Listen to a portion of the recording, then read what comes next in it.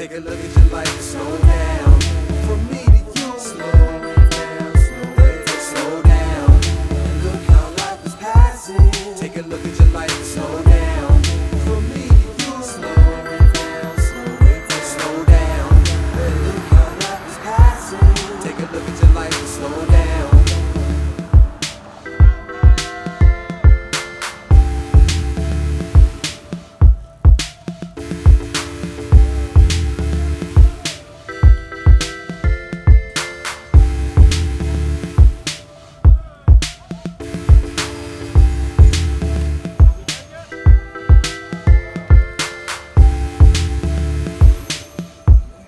Take a look at your life and slow down. Slow down. Slow down. Slow down. Slow down. Good evening, good neighbors. We're rolling. Welcome to another edition of the virtual slow roll. Seamus Gallivan here with India Walton and George Scott from the Colored Musicians Club board member, big band director, and arranger. We're just rolling out. We're rolling right out with this footage. We've already left the Colored Musicians Club. Look at that. This past Monday we had our Labor Day ride, and we started from the Colored Musicians Club, and we're gonna we'll get right into it now that we just rolled out fast on that footage. We're coming out hot. Okay. Well, looks So like we're you're right, heading up to right Clinton, out of the- right? hold on. Yeah, George, why don't you get right into it here? George, you're tied to the history of the Colored Musicians Club and also the Michigan African American Heritage Corridor, which we just turned off of and onto Clinton Street to begin our Labor Day ride. And so we'll jump right into it, George. Welcome, and explain to us why we started this route by turning onto Clinton for the history and the Labor Day history of the Colored Musicians Club. Well, again, the club was formed by the union, and the union was formed specifically for black musicians because back in those early years, they wouldn't allow black musicians in the regular union. So their first location, oddly enough, was on Clinton Street, 96 Clinton, near the corner of Oak Street. And then later on, they would move to 168 Clinton Street, which was the old Masonic Temple. Then eventually in 1934, they end up at 145 Broadway. And So that's right where now we we're heading towards Broadway right now. I don't know if we're going to turn down it, but we're coming up to Broadway. So if you made a right and go down about a couple of blocks, you would hit the club. And so there's a couple riders jumping in. One of our squad members, Rob Brandon, got a late jump. So we're leaving the club in the corridor and heading up Ellicott Street. And the reason why we began this ride, the Colored Musicians Club has been such a great host for Slow Roll over the years. We've had the ride tied to the annual Jazz Fest, for example, in July. We wanted to tie it to Labor Day because of that union history of the local 533 Black Musicians Union forming and founding the club as a place to gather. Also, just a great opportunity to catch up with you, George. And we have a nice feature interview with you at slowrollbuffalo.org in the news section where we talk about sort of the past, present, and future. So much of the past tied to the labor movement and the history of the labor movement in Buffalo. Bring us up to the present, George, and how does the club function now, and how has it been affected by the pandemic? Well, as you know, we built a state-of-the-art museum. So up until March, we were getting quite a bit of traffic as far as tourists.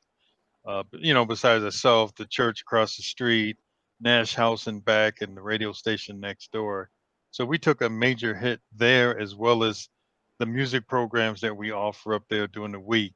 My big band, I mean, we've been sitting idle for quite a while, but I guess if there's a blessing, I got to do 10 new arrangements. So they will be busy. But yeah, it's been rough on everybody, but we're just praying good times ahead. I'm sorry, I can't. I had to reconnect there for a moment, George. But all last I heard is you said it was a blessing. You wrote 10 new arrangements during the Yeah, shutdown. yeah. Well, I had to keep busy some kind of way, so I got on the computer and got into Finale and just did some arrangements. Nice. Uh, well, and what can we expect for the future? We talked about that a little bit again uh, in this article on the website. To meet at the Colored Musicians Club is the title of that feature. But there was a lot going on, and there still will be, even though some things are kind of stalled. But what can we look forward to in the near future at the club? Well, the club will have a new look come next year. Uh, Hopefully, before the year is out, we plan on doing construction for an addition that will be on the back end of the club. With that, we'll have an elevator so the elderly, handicapped people can now come upstairs into the club and enjoy the live music. Whereas before, all they could do is take that chair lift, which was only one at a time, and it was going up 20 steps, and it was a pain in the butt. So it's going to make it better. Plus, in addition to that, with this new building and back, we'll be able to do stuff like giving lessons. We have groups up there where we can do lectures, and just really be a great access to the community and for schools that want to come in and learn about jazz and the history of the club. Really looking I, forward to that. Oh yeah. Yeah, I was so saying, we're I remember excited about it, and we were supposed to get the shovels in the ground in April, but I think we might be able to do it by hopefully October. Nice. Pardon me, Indy, I stepped on you. What were you saying? I was saying I have fond memories of many Sunday nights spent at the Colored Musicians. Oh yeah. Well, one good thing about the club, it was a place that you can just let your hair down and have fun. And if you listen to some of the old timers talk, particularly about the famous guys that came through there, they were really impressed with the local musicianship, and they did have a good time in Buffalo more so than other places. Because these guys were a lot more settled, and they weren't the wild bunch that you would find maybe in New York or Chicago or something like that. So Buffalo had a great reputation back in the day. Well, we appreciate how you keep it going over there and everyone over at the club. We send our love to the whole crew, Walter and the gang, and Linda and Shirley behind the bar. Sure, hanging out there. But there's one thing that we can do to continue supporting the club, even though we can't go in there right now and enjoy the music, and that's membership, right? That's correct. Yes, it's $35 a year, and what you can do is our website is cmctheclub.com, and online there's an application that you can fill out, and the payments that you can make online will go directly to our PayPal account. Or if you like, CMC, you can mail it into us, so you have a couple of options there. CMCtheclub.com is just a $35 membership for the year. Yes. And one good way to separate this, to support this 100-year-old institution that is really rooted in the labor movement. We appreciate how you keep it going, George. We know we'll keep in touch and look forward to seeing you making music again. Okay, appreciate that. And hopefully we get to play outside in the rain for the next slow roll. It wouldn't be slow roll at the CMC without a little rain. Well, thank you, George. Thanks for coming on here again. Thank you. Talk to you again soon. Yep. Thanks, George. Thank you, George. Scott, we're making a left here out of the medical campus there onto Best Street, which turns into Summer. And we wanted to include this in the route to recognize this route is made. Props to our squad member, Karen Huffman, board member, who has been really stepping in, making the routes, and also a union member as a college professor. She made this route with the help from folks with the Coalition for Economic Justice, really tracing a lot of the history, past, present, future of the labor movement in Buffalo. So we started down there at the Colored Musicians Club. There's Karen to my left on the ride. And this route, we go through the medical campus to show some love to the healthcare workers, and we're going to ride here past the old children's hospital. But before we really, as we're exiting this area, let's reflect a little bit, give a shout out that we just also, we're riding alongside the Fruit Belt, right, India? Yeah, so exciting times. Tomorrow morning, we're actually going to do a house blessing ceremony for our 2 homes on Rose Street at 10 o'clock. So that's exciting. We're having our annual membership meeting on Saturday, and we invite folks to come out and learn more about what a community land trust is and the positive impacts that it can have on communities. Saturday morning, so proper introduction for India for anyone unaware. Not only a Slow Roll board member, but the director, executive director of the Fruit Belt Community Land Trust. Always a good time. Any time is a good excuse to get in some plugs about all the good work that you're doing with the Fruit Belt.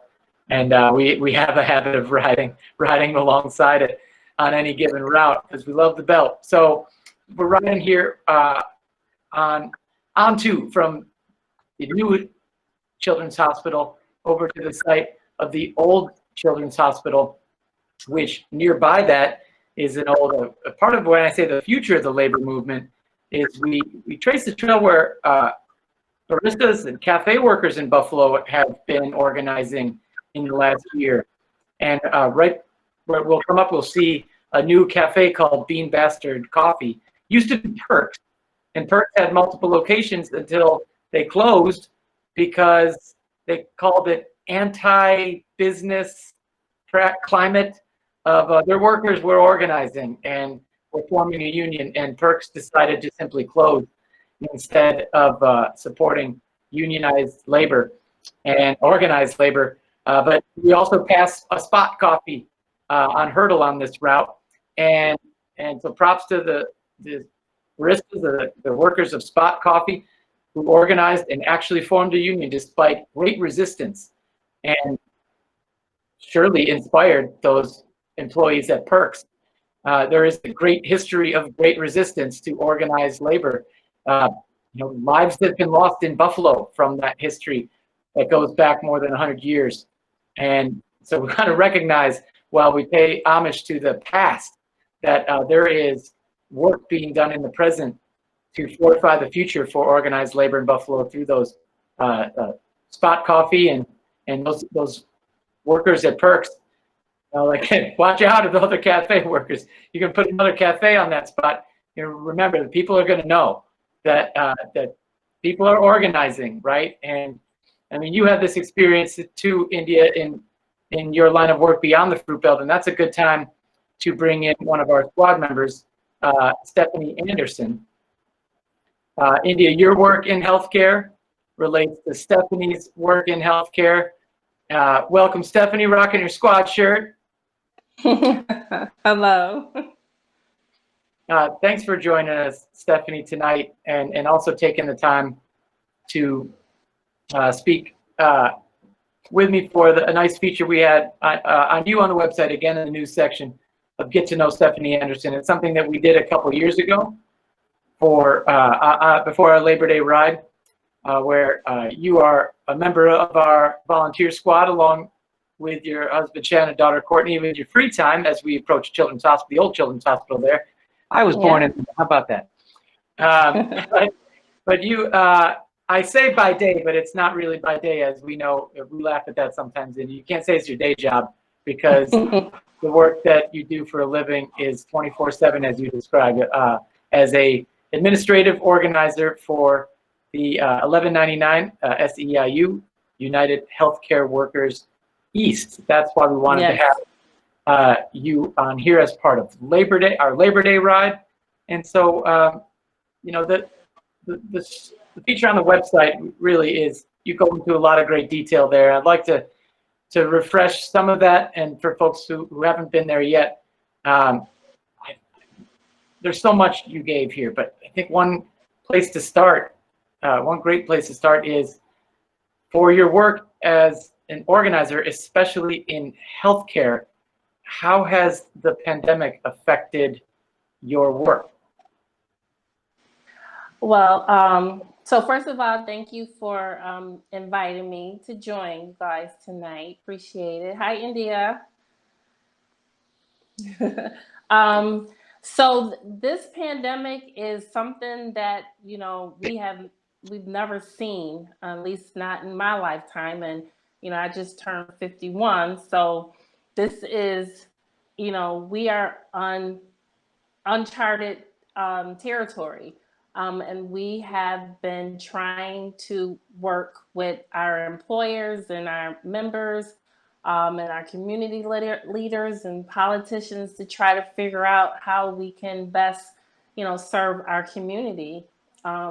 What has changed is that, you know, unfortunately, well, you know, so I'm working from home, and I'm used to being able to go into my facilities to talk to my members and have face-to-face conversations. And we've been doing a lot of things on phone and video, and so it's sort of like the new norm, and it's been very challenging. And I find myself, you know, making myself available to my members, you know, at all times, because there's just so much that is going on. So the changes in the way I work is, you know, I'm adapting to it. Every day is a different day, and things that we, you know, could normally deal with, you know, because of all of the regulations and the social distancing. You know, we have to figure something different. So it definitely has been challenging. Yeah, I would imagine so, especially because like the culture of 1199, right? Like I wouldn't be India as I am today without like union membership and being able to advocate for myself and the rights of workers. Being that people really can't gather, right? Because a lot of our collective power was in gathering to like push legislation. Like, what do you foresee will be some of the changes that are made, especially as we look more toward safe staffing and making sure that protections are put in place for workers? We have so many like nursing home workers that didn't even have access to PPE, right? So like without being able to have people gather in the streets and like make those large demonstrations, like what are some of the strategies that we can use to keep the momentum going? Right. So, you know, so that's a good question. So one of the things that we did at the beginning, because we were, you know, advocating and rallying for proper PPE, and you are correct, you know, it was heartbreaking to find out that people did not have enough, they didn't have enough masks. And, you know, the first thing was the N95 mask. And, you know, I'm literally online trying to figure out what that is. And so we did car rallies. And so we, you know, got together and decorated our cars and actually did car rallies. We would meet at a location and we would, you know, circle the block. So, you know, we did it over at Buffalo General Hospital. We basically did it, you know, at a lot of the hospitals, and also a lot of the nursing homes, just to show support. And we would just, you know, drive by, blow our horns. The members would come out, or they would look out in the window to just see us. And because we have to make sure we're practicing safe social distancing, you know, we have still been able to do that, but, you know, the onus is on, you know, the organizers of these events to make sure that people are wearing their mask and, you know, being, you know, 6 feet apart, so that, you know, we can, you know, practice that. So it's, you know, that's probably how we're going to have to do it in the near future. But it also gives us an opportunity to keep our members involved. You know, it is kind of isolating. And like you say, India, 1199, that's, we definitely we advocate for our members. And then by doing that, we love to be around our members.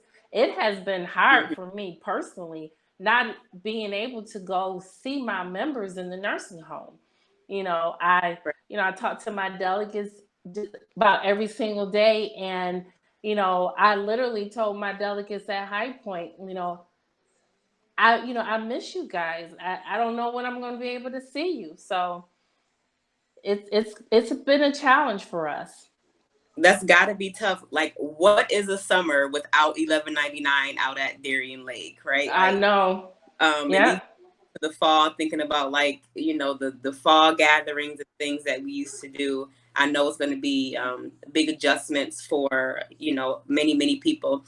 So Seamus mentioned some of the cafes beginning to organize. And I know that for me, it's always been sort of like a fight to explain to young people why union membership is so important, right? There's so many things that everyone has access to that we don't realize came out of the labor movement, right? Like a 40-hour work week, right? Like right.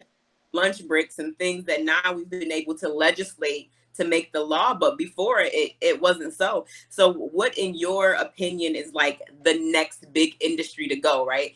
Lots of healthcare workers are organized. We've got construction workers who are organized. Now we're getting the baristas in the coffee shops. So what's like the next industry that you think is going to really be that new wave of young, vibrant union membership?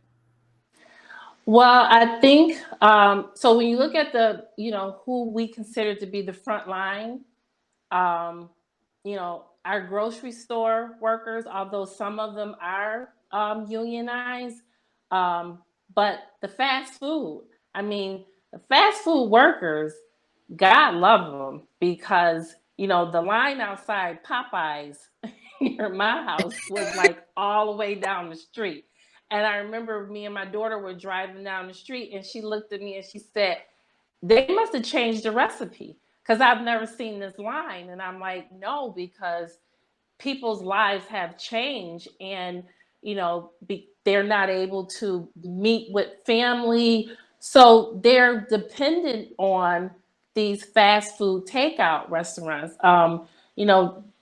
DoorDash and Grubhub. Those are the people who were constantly working.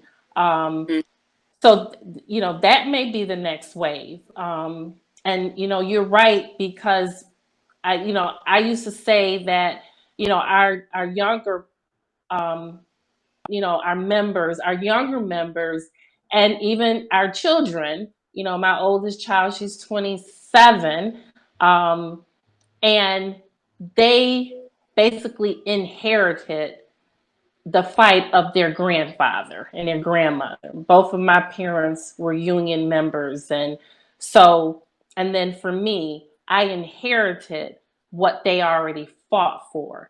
And now it's there for them, and they don't see, or they weren't a part of that struggle. And it's there for them. It's already set in stone.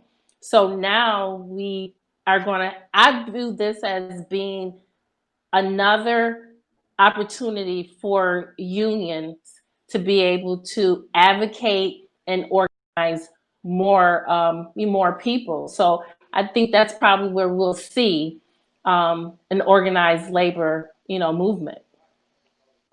Yeah, that's super exciting. My son is 23, and he's been at High Point since he was about 18 years old. He just transferred over to Buffalo General, and I'm like, being a union member gives you that type of mobility, right? Yeah, I did his orientation. Like you in there now, son. Yeah. But I tell him all the time, like, talk to your friends and tell them the importance of. I know everybody's with the gig economy and the flexibility of doing the DoorDash, the Ubers and things like that. But like, when you think about what's happening with security and things like that now, like, we really don't have the stability and the social mobility. Like, being a member of a union gives you not only a stable income and benefits, but like that upward social mobility. You don't have to depend on the benevolence of your employer to decide to give you a raise when they feel like it, because it's already baked into your contract. So Absolutely.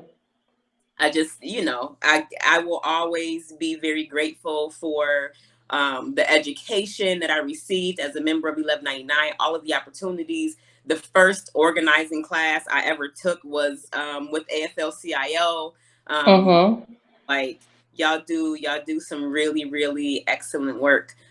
Is there anything new that's on the horizon, or any special initiative or shout outs you want to give? I think, like I said, this is all evolving. I personally think that, I still believe we're still in uncertain time. So it is an opportunity to figure out, what's the end game? We know what we're dealing with right now, but eventually this too shall pass. And so as far as, what's new and exciting, what's new is how we're working. I don't know if it's exciting, but our office is changing. And we're dealing with a lot of temporary policies as we adjust. So I don't know if if there is anything out there.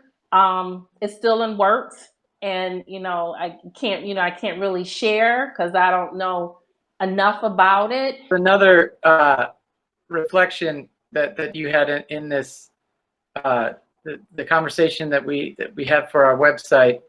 And again, I'll repeat to encourage everyone to go to slowrollbuffalo.org into our news section and hit the article, Get to Know Stephanie Anderson. You really get into depth the union work that you do, and how we're talking here about healthcare workers, essential workers, how essential the union is to those workers being treated well. And but there is one thing that you talk about that has really stuck with me is as we look forward, how are we getting through this? How are we going to get through this when there are things coming? We just can't predict everything that's coming. And you reflected on your specific concern for mothers and and mothers who work in healthcare. Can you get back into that? I thought that was really profound. Yeah. Now that the kids are going back to school, and once again, there's just so much uncertainty for single moms, and whether you're single or you're married. My boss, he would always say, even if you're married, you're still a single mom, because we know that for the majority, it is the mothers who are the ones who are taking the days off to take if their child is sick, or if they have to go to a doctor's appointment. And so, my concern is, and my fear is, for some of, my members, they might have to make that hard decision, decide if their child is being taught at home remote, they're going to have to decide, am I going to work today? Because if I don't have childcare, I'm going to have to stay at home and make sure that they get their education. And we know that mothers will make that ultimate sacrifice, and they'll stay home with their children to make sure that they get an education. And that's possibly going to lead them and keep them at a poverty level. And whether you're married or not, moms will stay at home. And so that's less income that's coming in. So, we have to figure out, how we're going to be able to, get our kids back to school safely, if that's possible. And, there's going to be less people applying for jobs in healthcare, and people leaving healthcare to stay at home to make sure that their children are, getting their education, even if they're working from remote. And there have been some jobs, within healthcare that people can, work remote. but that child comes first, and they're going to have to put their job to the side to make sure that their child is, logging in and paying attention and getting that work done. So, that's a concern of mine. And, I don't know how we're going to be able to get through this. And so we probably will see. There's, right now we're dealing with a huge um, shortage for CNAs in the nursing homes, and it's a 24-hour position, 7 days a week, holidays, weekends.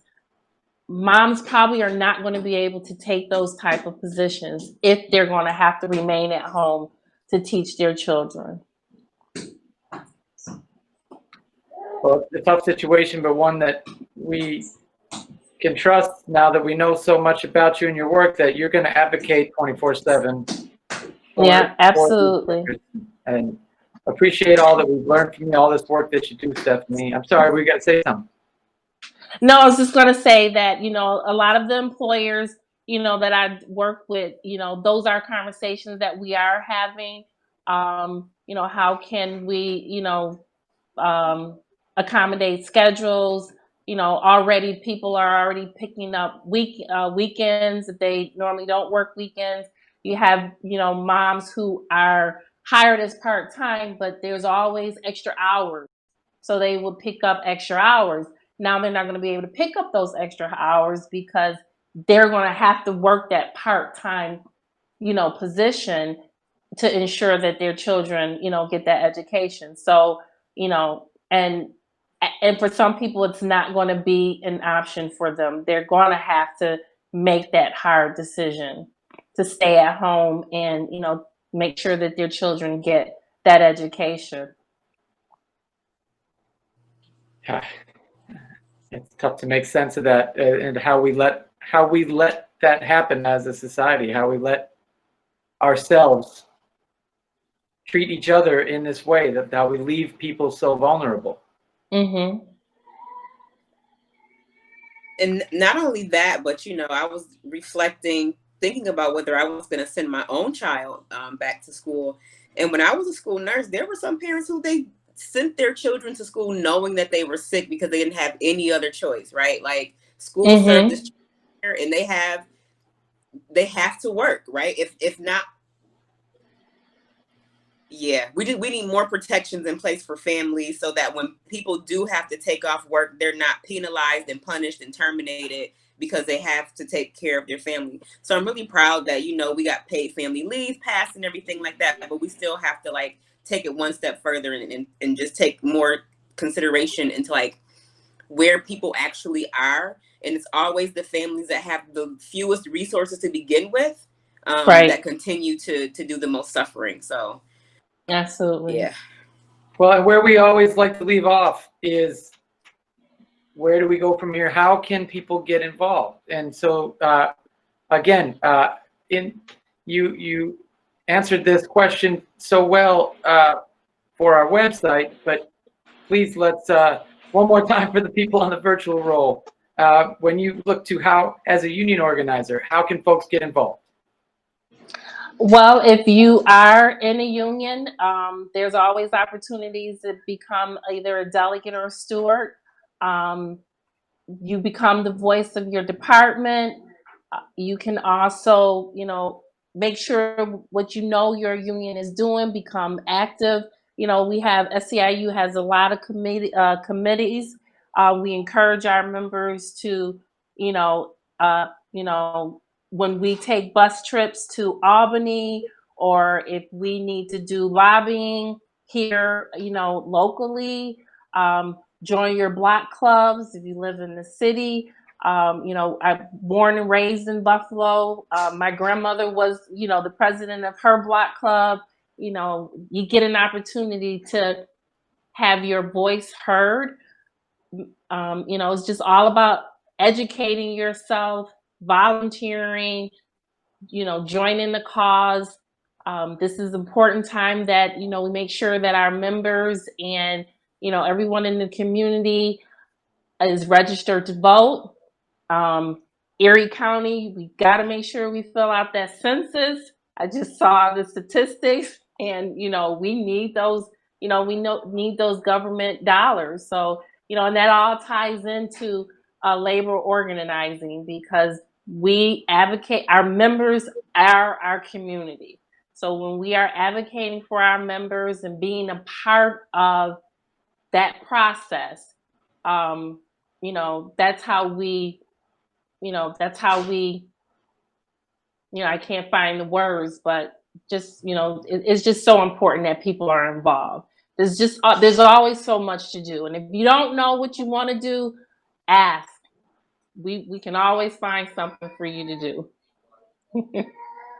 Mm-hmm. That's right, and that's how you brought it home in that conversation we had, is that it starts at home. And when we talk about these situations where we're leaving people so vulnerable, one way to fix that is to hold our elected officials responsible for looking out for us, including looking out for our most vulnerable. And so it behooves a union member to vote, but of course it behooves anyone to vote and understand the candidates and everything that's on the ballot. So appreciate how you do that, not only for your union members, but for the community as a whole.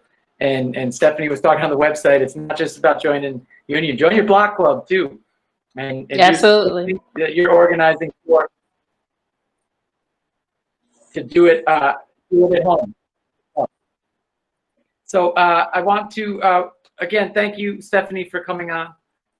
Really appreciate all that you do for your work, for healthcare workers, but for Slow Roll too. And we look forward to seeing you and the whole Anderson clan at the cookout on Sunday. Thanks again. Thank you. Appreciate you all. Have a good evening. Likewise. Take care, Stephanie. Bye-bye. Stephanie Anderson, a union administrative organizer for SCIU 1199 Healthcare Workers East. We had such a great conversation just talking about how just really relentless that work is in general, and especially in the past 6 months in a pandemic, how she looks out for healthcare workers. We're letting go of Stephanie, and before we bring on our next guest, just to reflect a little bit here, India, we just turned off a military on the Hurdle. So we're in Black Rock now, kind of West Hurdle. We turned around right on the corner of Military and Hurdle is West Hurdle Academy. For this route, again, to Karen Huffman for making the route that really touches on so many different aspects of organized labor. Right there, West Hurdle Academy, that's the principal's Cecily Owens, one of our regular slow rollers. She even DJs the after party sometimes. We miss and love you, Cec. From here, we're going past the police D district station. This is kind of picking up, India, where we left off last week, where we had our virtual slow roll. We had lost our footage, but it was a good excuse to have a different kind of virtual slow roll, a candid conversation. Thank you again, India, for quick thinking and quick dialing as we called up Councilman Wingo and Ferroletto to talk about what was happening on Hurdle last week. And that's where I last saw you, was right here as you were walking towards this march that happened this past Friday night that started at Hurdle in Delaware, first marched east, to Empty Pockets, the bar that is currently empty entirely because it has been, well, they say they voluntarily closed. They were clearly violating the guidelines as they were shouting horrible things at peaceful protesters, just totally unacceptable things, and now they are empty. The march a few days later marched up Hurdle to Empty Pockets and then turned around, headed west and over to the D District station. We had our virtual slow roll conversation with Masson and Delaware council members, Wingo and Pirletto, who are close friends. They ride their bikes almost daily. And they've also done work to bridge that gap, that Main Street segregation line in Buffalo, which is obviously needed when you look at what's going on on Hurdle over the past week and a half about what segregation leads to. You know, the institutional racism that leads to segregation, and then the effects of it. How you have people who really have no idea about each other's struggles, to the point that a peaceful protest over Right. institutional racism is met with a bunch of guys standing outside a bar, yelling for them to go back to the east side and get a job and all these, frankly, idiotic things. And we're taken to task rightfully. But where we left off here last week, on the eve of that march, was of great concern that this would proceed peacefully, that tensions were running high. A week later now, as we ride over the area where folks marched, how do you reflect on your experience and how that event went? So I've been involved in a number of demonstrations all over the world. And what I have experienced personally, for the most part, is that demonstrations tend to be mostly peaceful until police arrive. And that's usually when things escalate. I think that we need to really cherish our right to gather peacefully and assemble, express our displeasure with the way things are, and not be met with a militarized police force. Just, yeah. So I also went up to Rochester to help out there, and to see that there was no violence or vandalism happening, and the police force there tear gassed crowds of elderly, differently abled, and children, was really disheartening. But it lets me know that the fight continues, and that it's going to be a much longer road than even I think. I mean, when you think back, like, people have been fighting for this type of change for hundreds of years. And even though ultimately there's more that connects us than that separates us, somehow we still haven't figured out how to get it right. So there's a lot of work to do on a lot of levels. And one thing that I witnessed you do right on this corner, Delaware and Hurdle.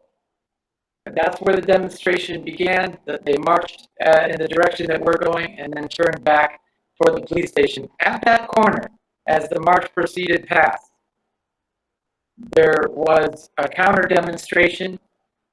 A handful of people, one of which had a Trump shirt and a flag, and there was a conversation that ensued that props to the Buffalo Peacemakers, who had live video on it. They were on Facebook Live, and so you can go to the Buffalo Peacemakers Facebook page and see how there was a really heated conversation that ended with the counter demonstrator rolling up his flag and saying, "I guess I have a lot of research to do."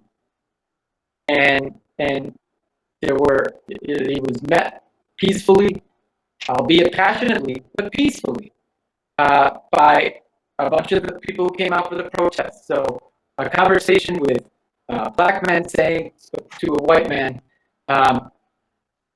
you got to really understand our experience. mm-hmm.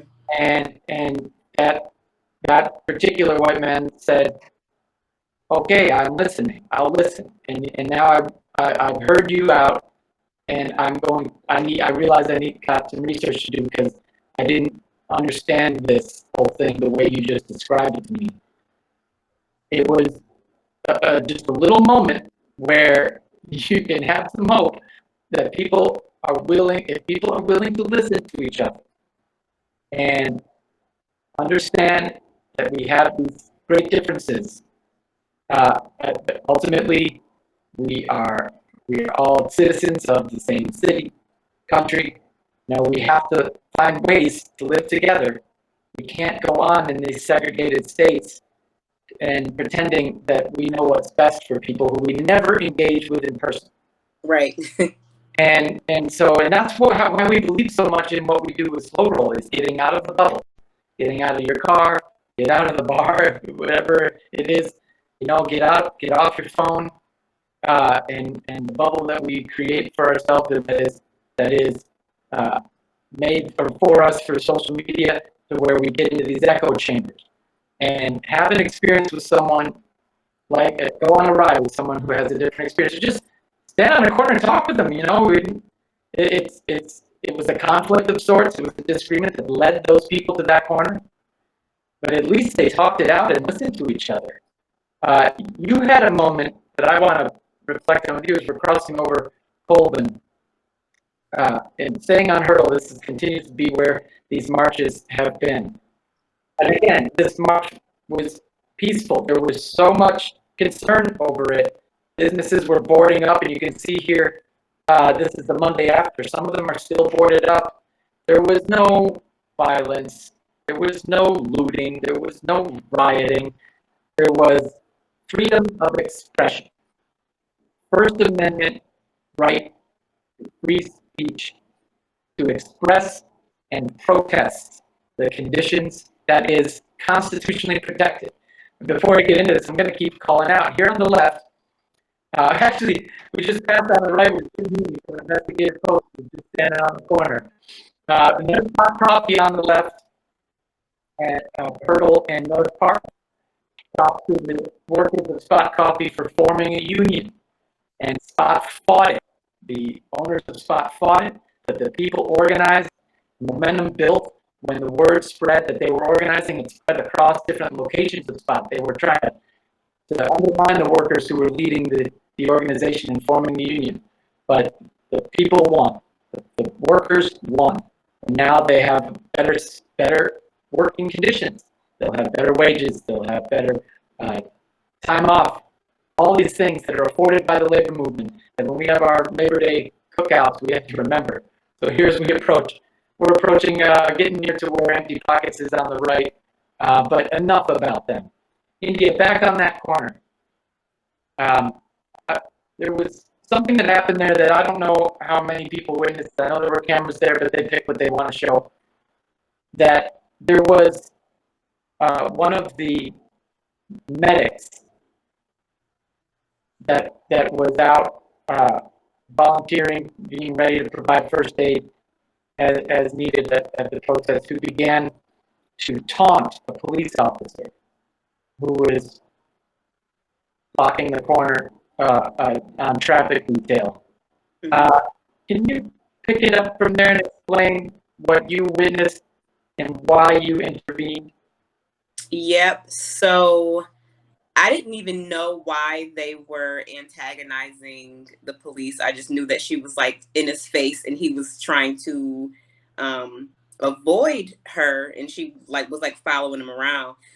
So I asked her to stop and to follow the lead of Black leadership, because anytime I see a situation escalate, maybe it's the mom in me, but also I know that even though we talk a lot about systemic racism as it relates to over policing, I believe that the institution of policing is broken, right? The culture of policing is what the problem is. And I didn't want to see anybody get hurt, because you can only push a person who is trained to react so far before something happens. So I just wanted to step in and use my big mom voice to say, hey, calm down and walk away. That's not what we're here for. If you want to confront them about having their names covered, there's a way to do that, but today is not the day. This isn't the time. Everybody's already on high alert. Right now you should just let that part go. And they did. So I think that at the end of the day, even though I'm not organizing any of these demonstrations personally, anywhere I show up to, I have a responsibility to make sure that everybody makes it home safe. And I wouldn't be able to live with myself if I witnessed something like that and allowed it to escalate without speaking up about it. Well, again, it was, thank you for doing that. It was another little moment on that corner that is just, in this small way, just provides some hope and a way forward that there's a, it's a messy thing, you know, this place where we're in, where hundreds of people are out in the street and passions are high and tension is real. In those little moments where we see people talking it out, people listening to each other, people honoring when someone like you says, "Hey, that's not helping the cause," and when they're pouring out that passion, and that medic was pouring out her passion and her frustration with the police in an unproductive way, and they listened to you, and in those little ways, I know I appreciated that moment. I know the WBFO reporter who witnessed it appreciated it and came up to you. It saw you as a voice of reason, as a voice of leadership, and interviewed you, and you wound up featured in that story about that gathering.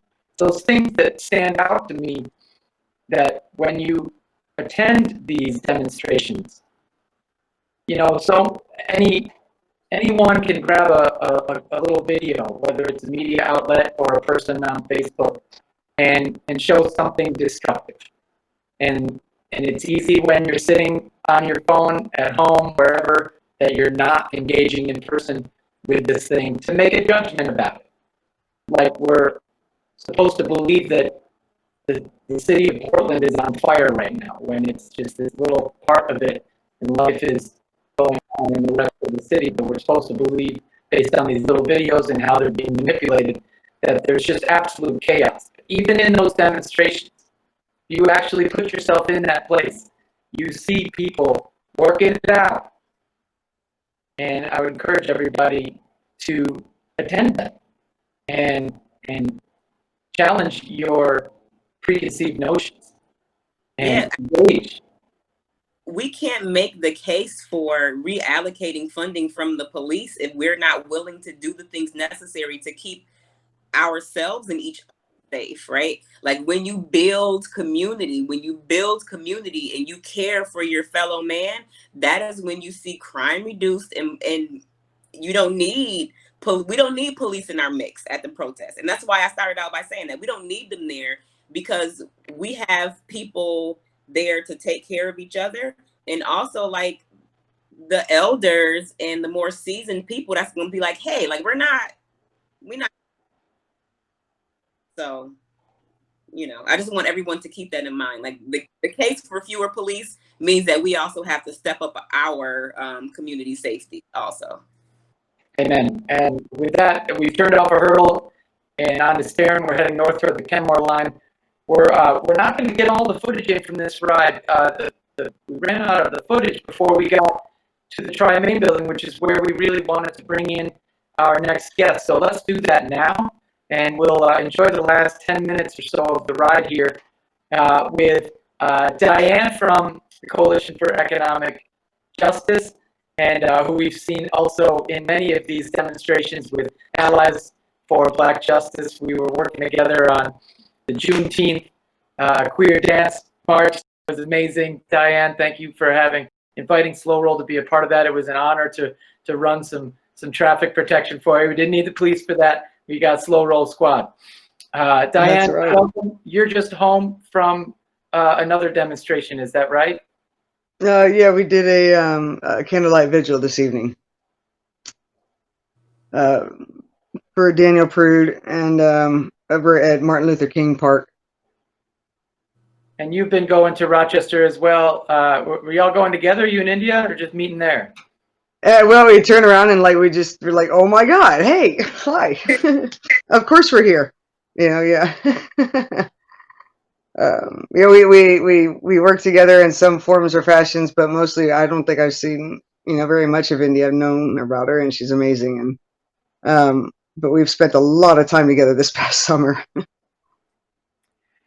Yeah, for good reason. And so we wanted to bring you on here for our Labor Day ride, as we're what we did here, winding up to the Kenmore line here. This is Kenmore Avenue.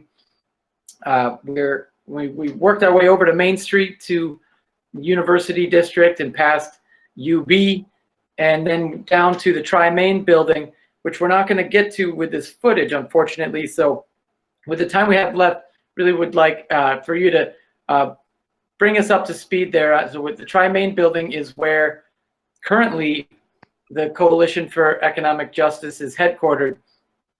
CEJ Buffalo was formed, and this is something I learned just as we were preparing for this route, thanks to your director, Holly Nowak, that CEJ formed in the mid-'80s around the issue of Trico, which had the Tri-Main factory and also the building down at Ellicott and Goodell, where we were earlier in the ride. The Trico had been just such a huge part of the Buffalo community. Thousands of jobs through Trico manufacturing were being moved to Mexico, and there was a coalition that formed in the fight to keep those jobs. Ultimately, futile as it's been just for so much industry in Buffalo and around America that's moved to places like Mexico and around the world where they can undercut the cost of labor. But you're involved. So now you're headquartered there. CEJ is now headquartered in that Tri-Main building, as are so many other organizations, and that building has been repurposed. We also wanted to get you to touch a bit on the work that you do specifically for CEJ, because we didn't get to have Simon on last week. We featured Simon Husted on our website, who does a board member working with Buffalo Transit Riders United, and Yeah. that's your focus. So can you reflect on not only your work with CEJ as it relates, and when you reflect on the Labor Day holiday, but also catch us up on the work of BTRU, Buffalo Transit Riders United. Well, first, thank you for having me here. This is really awesome, and I love it every time that you show up, and it's always an honor to have you there and to be there, and I enjoy the roles. It was one of my first bike rides actually when I moved to Buffalo.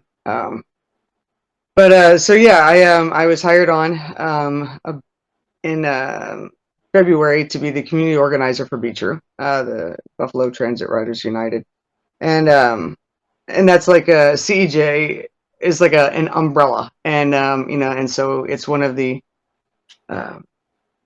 groups that's a part of CEJ, and it's a group of transit riders who got together that were frustrated with transportation issues, the lack of care for the inner city, the lack of care for people, and having so many issues with it. And so they all came together, and it's really a great thing. We've done a lot during COVID, but CEJ itself, you asked me to start there, so I'll back up a bit. So the Coalition for Economic Justice, it fights for workers' rights. One of the taglines that's my favorite is "kicking ass for the working class," and it really is just a matter of, like, without us, you have nothing, right? You need the workers of the world, and they deserve their rights, and they deserve to be fought for. And it's a great job, and it's great to be a part of an organization that has these inner groups that want to do something and are passionate about this issue and this problem, and say, okay, you are now a group, and go and organize and do a thing. And to have that for the transit riders, it's just it's an honor to have that kind of a job, where you get to organize around creating change in the world and making people's lives better in some form or fashion, hopefully. And yeah. Well, and For all your questions. No, that's great. I love the way you described it. That really makes it sound pretty easy to get involved. Is it a matter of speaking up if you have an issue at your workplace, and an organization like CEJ can help show you the way to organize around it? Yeah, and it gives us support. It re-enables you to be able to look at yourself and know that you matter. That you get up every day and you do all these things, and you go to work, and I'm just trying to pay my bills and stay alive. And that's really what it boils down to. And to be having your workplace be just another arm of the world that's just trying to screw you. It's it's the one place you don't need it at. You already have it everywhere else, and you can't control it, right? And these are regular people that are employing you, and should be able to make sure that you have a living wage and you get respected as a human being. And to have people stand up and fight for that is amazing. Yeah, I think that CEJ is unique in that it kind of acts as this thread that weaves together unions that might not necessarily be in the same sector, right? So, like, CEJ was a member or one of the original members of Community First Alliance that then kind of morphed into the Community Land. So they were able to really bring in like a lot of the unions from the medical campus to help us out. So we had CWA at the table, 1199 SEIU at the table, CSEA, and then there was like some guys from the local 210, the carpentry and construction unit that CEJ was able to get them all together to build someone who lived down on Mulberry Street a porch as a day of service. So, you know, the fact that they're able to weave in people from healthcare and construction and communications workers, right, is really what's remarkable about that organization. Yeah, So it's a new experience for me to work for unions. Like, I come from Houston, Texas. There aren't unions there, so I get here. I was like, I thought that was a thing of the past. This is amazing, you know. And you get to show up. Like, for instance, bus drivers are not considered essential workers. That's just like seems crazy to me. Like, how are you not an essential worker? Like, without the buses, you don't get to work. Oh, right. Like, you know, that's only like the poor and the middle class that think about that kind of stuff. Like, I mean, how am I supposed to get to work? And if it's, how are they not an essential worker? That's just insanity. You know, so to yeah, stand up there at the ATU and you know, fight for bus drivers to get that, you know, and it's one of the coolest jobs in the world. that's super impressive. So what we see what's going on with Be True. We saw that you guys were able to get board seats on the NFTA for riders. So kudos for that big win. What else are you guys looking to embark on over the course of the next few months? Well, we've during COVID, we got with other cities and states in the United States, and there's this organization called Trust Now, Transit Riders United States. Oh, I always forget the last T. I apologize. It's been a long day. Together. So there you go. Transit Riders United in Solitary Together. And it's about all of us coming together across the United States and see what's going on in different cities, and to be a part of a national program of, you know, protecting transit riders' rights, and making it fair. Right? I mean, for instance, we're working on a nationwide campaign that'll happen all at the same time across the U.S. And it's just like, how are we going to be charging fares when people still don't have jobs and we still have COVID, and now they're not getting unemployment? Like, how is that being there for your you know, your fellow citizens? We also started a relationship with Go Bike, and so we've been going around and painting the lanes and doing things that are making things safer on the roads for the riders. And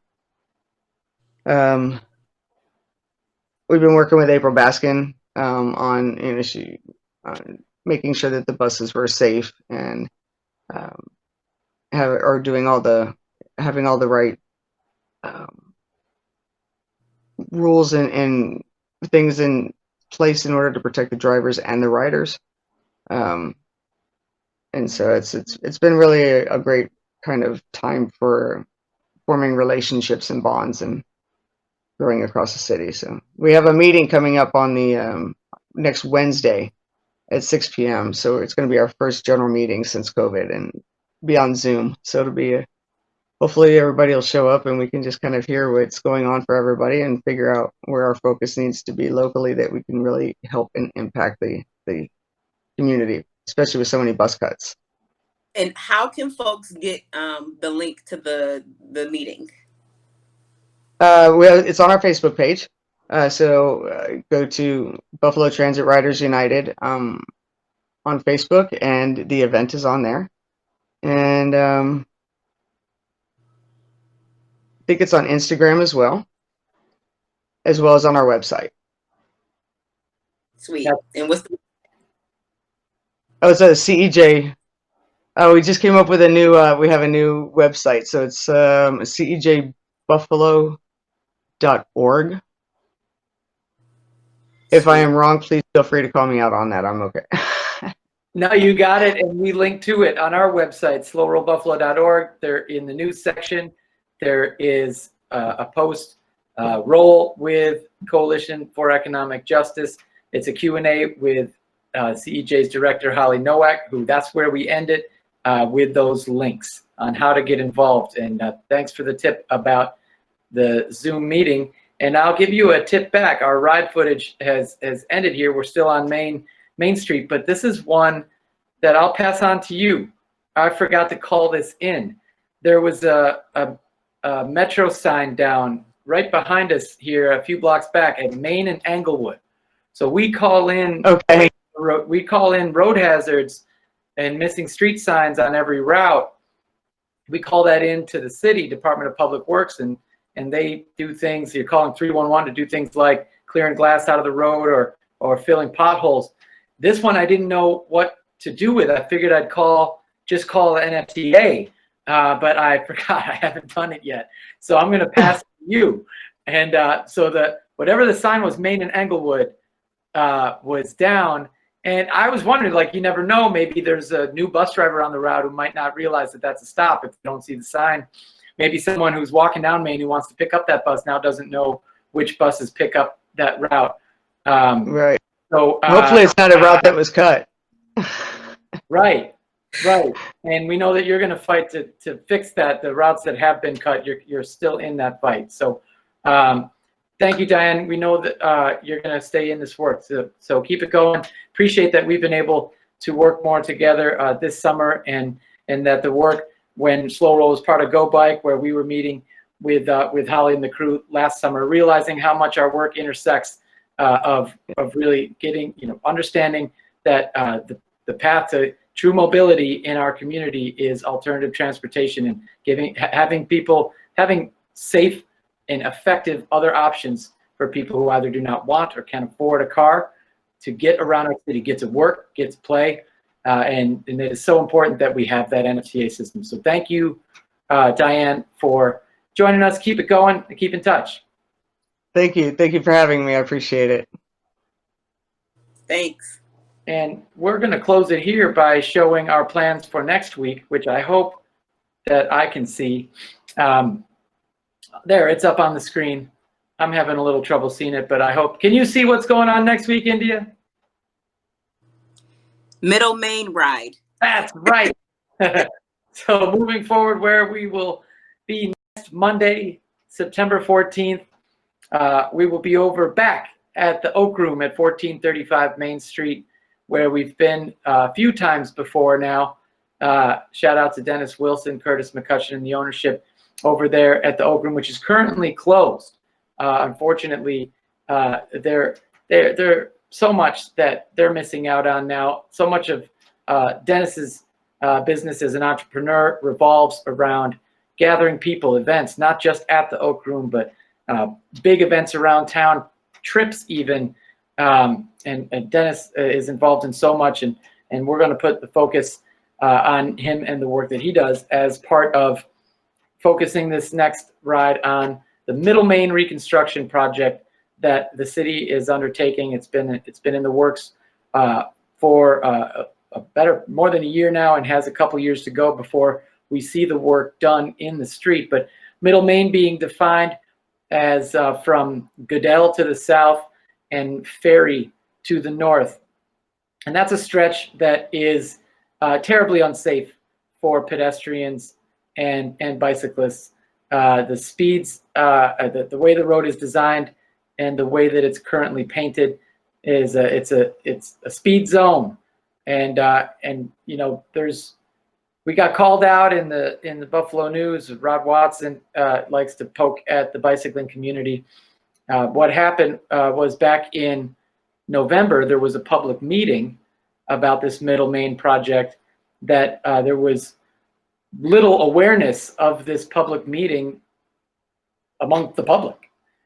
And we got wind of it when Slow Roll was still part of Go Bike. So Rebecca Riley and I, who were doing outreach for Go Bike, got wind of this meeting a couple days out, and we started reaching out to people, and nobody knew it was happening.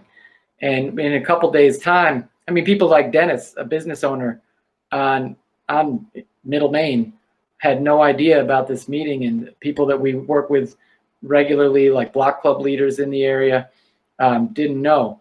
We put out a press to show up at this meeting, and with just a couple days, we packed the room.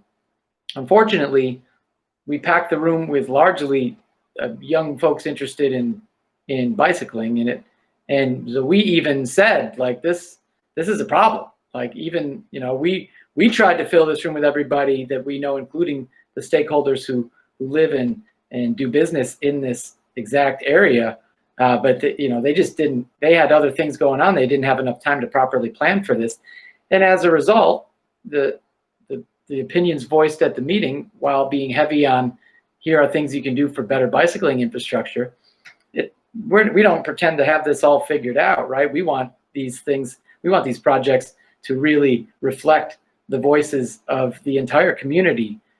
So, you know, Rod, as he does, kind of took us to task, saying that the bicycling community has an outweighed influence, and we're just not here for that. You know, we're here to bring people together, and we're here to overcome this segregation that is only compounded when the city does things like this without really involving the entire community.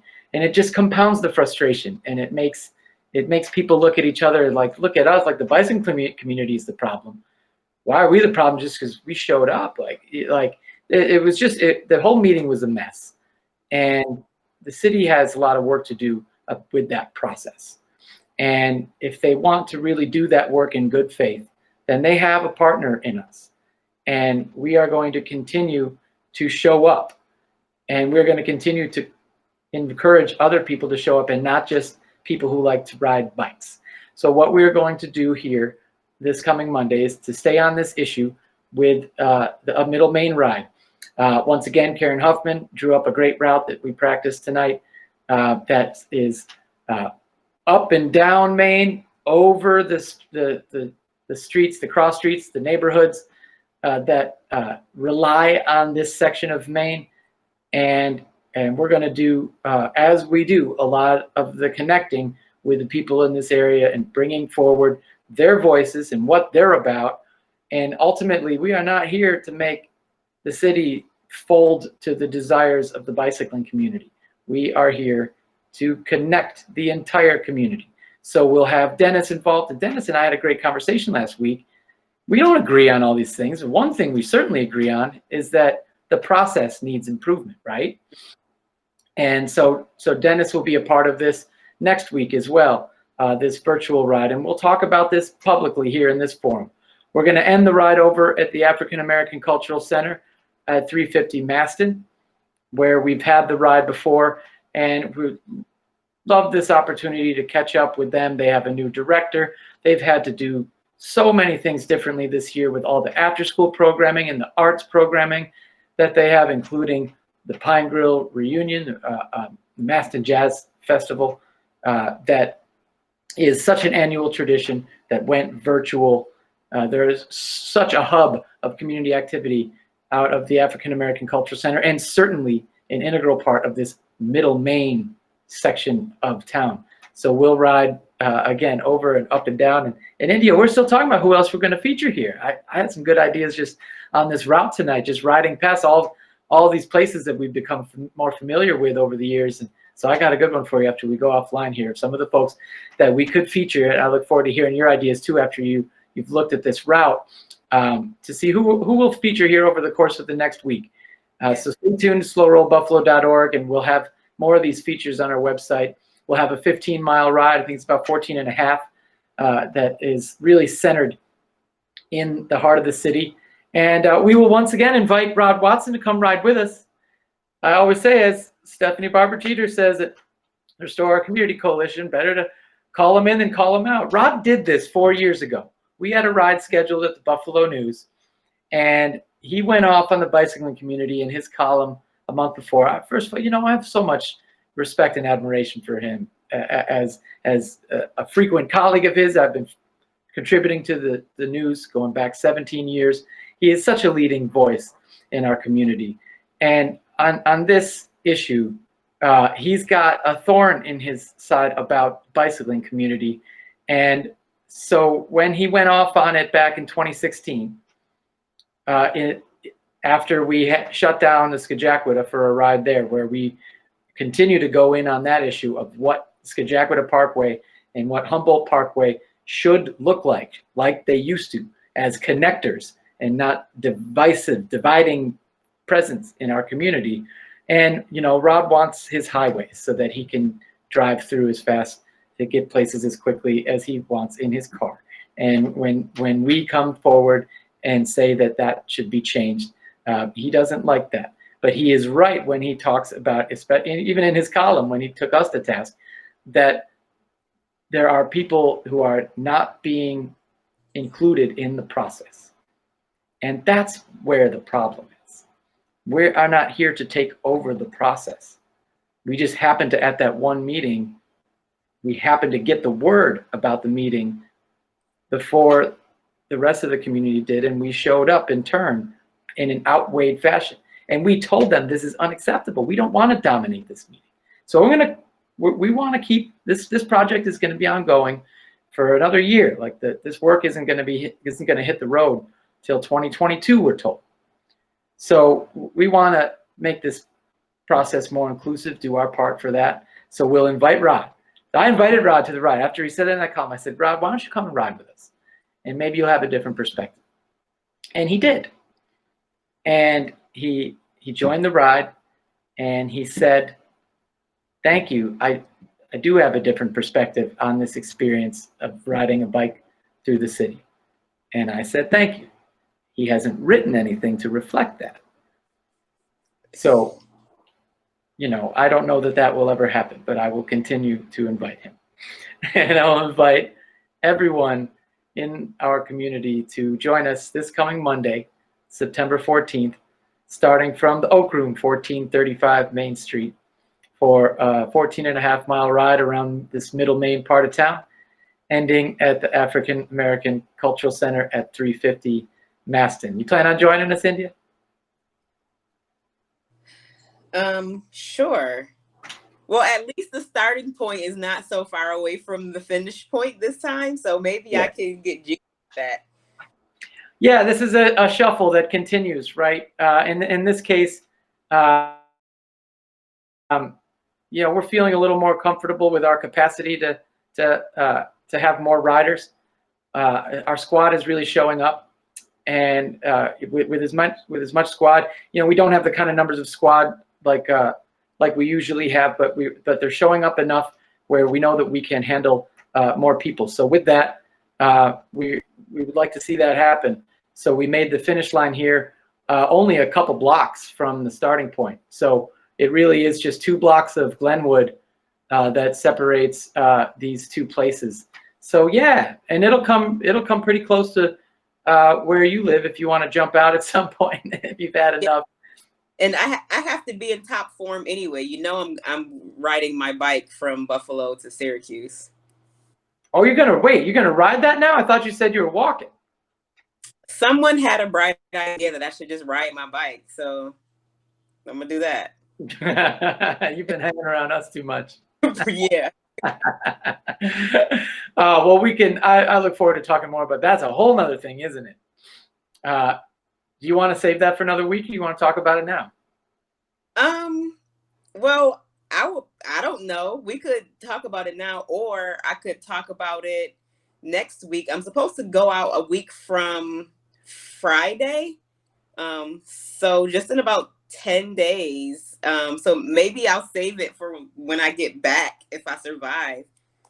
Yeah. All right. Oh, some suspense. We're going to leave this for some suspense for all the millions of people who are watching to tune in next week. And for now, we'll stay on this Middle Main project. And I mean, I went off there a little bit, but I wonder if you have any thoughts on the state of Main Street in this stretch from Goodell to Ferry. Yeah, I think that it's just time that we reimagine how we treat transportation in Buffalo, right? Like we don't need 4-lane streets. People drive too fast, people drive too much. We need to be thinking more about how we bring amenities closer and make our neighborhoods more walkable and pedestrian friendly. And and this is such a great example, right? Where Main Street's wide, there's plenty of room to work on it, to make it friendlier for all forms of transportation, including everyone's first form of transportation, and that's their feet. So how many people do you see walking on this section of Main Street? Crossing Main Street is hazardous. We may have to bring on my friend Caitlin, whose life got turned upside down when she got hit by a car outside of her home on Main Street, going 40 miles an hour, and almost lost her life. And we can bring back on Rebecca Riley from Go Bike, who got hit by a bus at Main and Utica, a block away from the Oak Room, and is still recovering from surgery and going through rehab. And this is a state bike route, for heaven's sake, and it's not a safe route even for people to ride locally. So we want that work to be done. We want it to be done respectively and inclusively, with responding to the interests of people like Dennis Wilson at the Oak Room and Tammy Curry and the crew over at the African American Cultural Center, not just cyclists, giving our dreams, even though we use these roads too. This is an important road for people living and commuting throughout Buffalo. This is the heart of our city. So we'll stay on this issue, and we're happy to dedicate a ride to it as we had planned to all year. We're just kind of doing things week to week now, and thanks, Rod Watson, for making this one a little bit more urgent for us. So, you're gonna call me out. We're gonna respond. So here we go. Monday, September 14th. Please, y'all join us.